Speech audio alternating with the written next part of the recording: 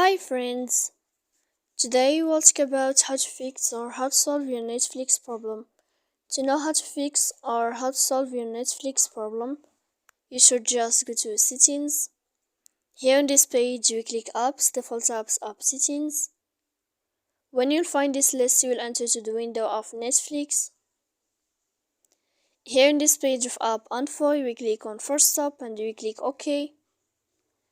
Then you will enter to the window of Storage. After that, we click Clear Cache. Don't click Clear Data because that can cause you errors on your app. And in the end of all these steps, you can turn off your phone.